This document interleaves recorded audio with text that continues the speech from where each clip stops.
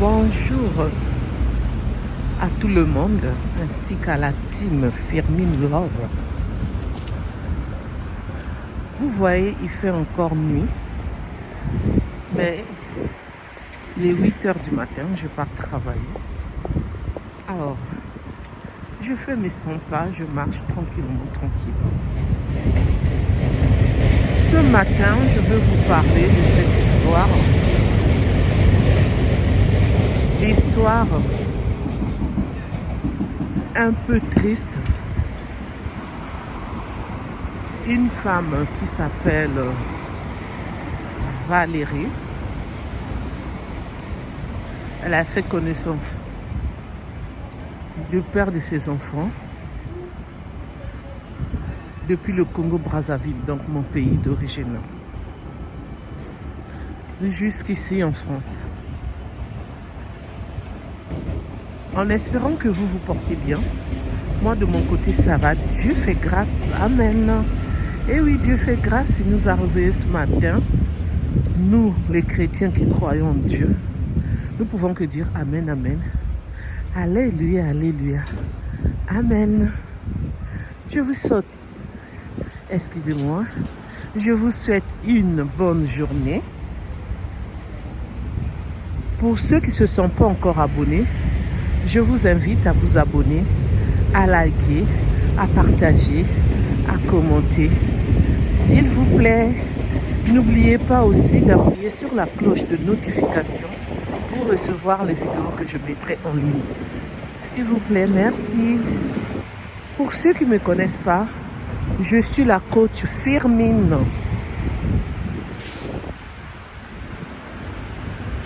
Valérie, c'est une jeune dame de 38 ans. Elle habitait à Brazzaville, au Congo. Elle a fait connaissance de Yvan, avec qui ils ont eu un enfant au Congo. Tout se passait bien. L'amour était au rendez-vous. Leur comportement, caractère et défauts, chacun dans ce couple supportait les défauts de caractère de l'autre. Même s'ils n'avaient pas beaucoup d'argent, mais au moins ils s'en sortaient bien. Ils ne pouvaient pas louer un studio, ni louer une chambre salon. Pourquoi pas 2 chambres salon? C'est pour cela qu'ils sont partis habiter dans la famille de Yvan, donc la maison familiale. Tout s'est passé bien, même si parfois il y a des discussions entre Valérie et sa belle-mère.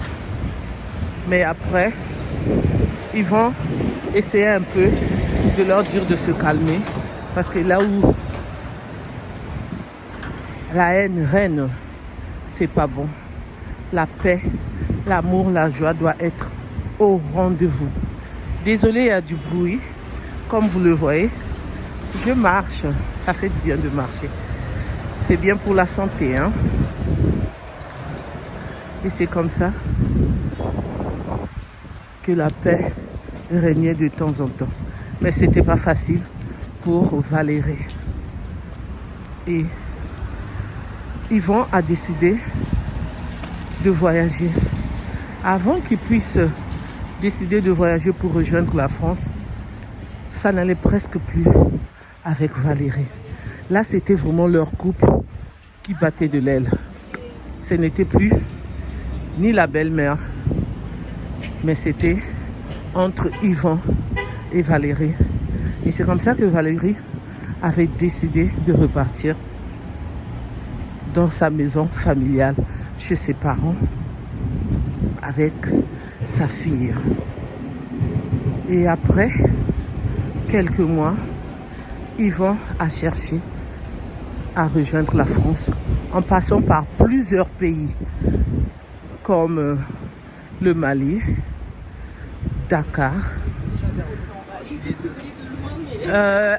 Vous pouvez un peu... On peut me dire bonjour aussi, non? Bonjour.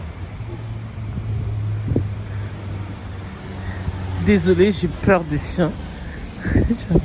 Il y a une dame qui passe avec son chien. Oh mon Dieu. Et c'est comme ça, Yvon a fait 3 pays, le Mali, le Sénégal et le Maroc pour rejoindre la France. Pendant ce temps, Valérie a trouvé un autre compagnon dans sa vie. Elle est partie habiter à Pointe-Noire avec sa fille.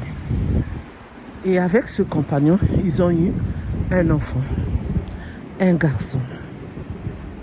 Et elle était la maîtresse de son homme. Et tout se passait bien. C'est elle-même qui avait choisi le choix qu'elle avait fait. Donc tout se passait bien. Et cet homme marié avait beaucoup d'argent. Au point où Valérie ne manquait de rien. Et elle a fait ses économies pour rejoindre la France.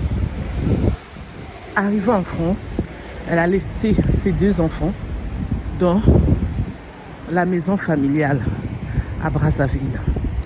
Dès qu'elle arrive en France, comme elle était venue avec un visa court séjour, elle s'est retrouvée à demander l'asile.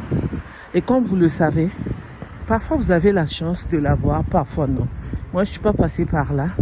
Donc, je sais ce que mes compatriotes congolaises me disent. Elle n'a pas eu cette chance d'avoir les papiers. Elle est restée sans papier. Et quand Yvon est arrivé en France, elle a eu d'autres hommes dans sa vie, mais ça n'a pas fonctionné entre ces hommes-là et elle, Valérie. Et quand Yvon est arrivé en France, ils se sont remis ensemble. Dès qu'ils se sont remis ensemble, elle est tombée enceinte. Et quand elle est tombée enceinte, elle a dit à Yvon que si il pouvait chercher de l'argent économisé avant qu'elle accouche pour chercher quelqu'un pour déclarer l'enfant comme ça, elle va avoir les papiers et après, elle tombera encore enceinte pour que Yvon puisse avoir les papiers. Yvon était content. Il a travaillé au noir. Il a eu l'argent. Et il y a un monsieur qu'ils avaient connu au pays à Brazzaville qui était déjà ici et qui avait ses papiers. Et c'est ce monsieur qui a déclaré leur enfant. Et elle a eu des papiers. Par contre, elle n'a pas voulu continuer avec Yvon.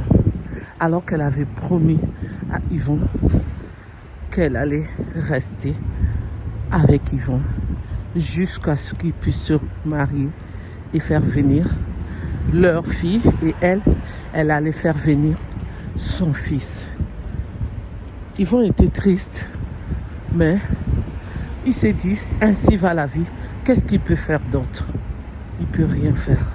Mais au moins, il s'occupait de son enfant.